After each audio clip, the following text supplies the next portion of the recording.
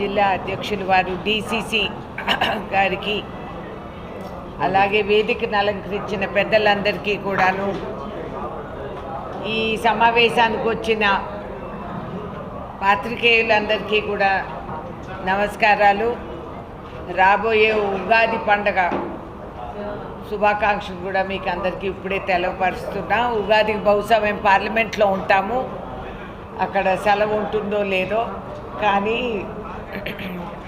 పండగ పూట నా పుట్టినింటికి తిరిగి వచ్చి మిమ్మల్ని అందరినీ కుటుంబ సభ్యులుగా చూసుకోవటం నాకు చాలా సంతోషంగా సంబరంగా ఉంది అని చెప్పి మీకు తెలవపరుస్తున్నాను.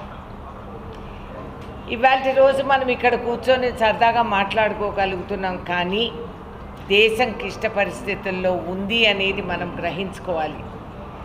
ప్రపంచ యుద్ధాల్లో ఇవాళ ట్రంప్, ఇజ్రాయిల్, ఇరాన్ వీళ్ళ సందర్భంగా భారతదేశం కూడా గాయపడిన పరిస్థితిని ఏర్పాటు చేసుకున్నాం. ఇవాళ ఎల్పిజి కొరత ప్రతి ఇంట్లో గృహిణికి, చిన్న పెద్ద రెస్టారెంట్స్కి, బిజినెస్ వాళ్ళకి గోరు చుట్టుపై రోకలి పోటుగా తగిలింది. ఎల్పిజి పరిస్థితి ఇలా ఉండబోతుందని కేంద్ర ప్రభుత్వం కనీస అవగాహన లేకుండా ఇవాల్టి వరకు ఎటువంటి కొరత లేదు అని చెప్పి టీవీల ద్వారా ప్రకటన చేసి ప్రజల్ని మభ్యపెడుతున్నారు. ఎల్పిజి మనం తయారు చేసుకోం, విదేశాల నుంచి మనం తెప్పించుకుంటాం.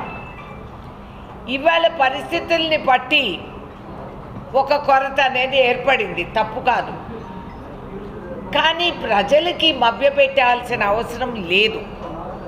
ఉన్న వాస్తవాలు మనం తెలవపరిస్తే ఇండస్ట్రియల్ యూజ్కు ఉన్న ఎల్పిజి మనం డైవర్ట్ చేసి డొమెస్టిక్ యూజ్కి మనం కేటాయించుకొని ప్రజలకి తెలిపి మనం అదుపులో ఉండగలిగితే ఈ క్రైసిస్ని మనము తట్టుకోగలిగే వాళ్ళమే.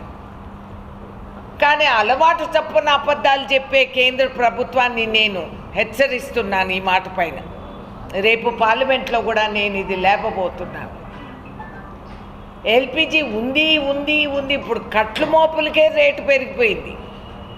3 నెలల్లో 300 రేటు పెంచారు సిలిండర్ పైన.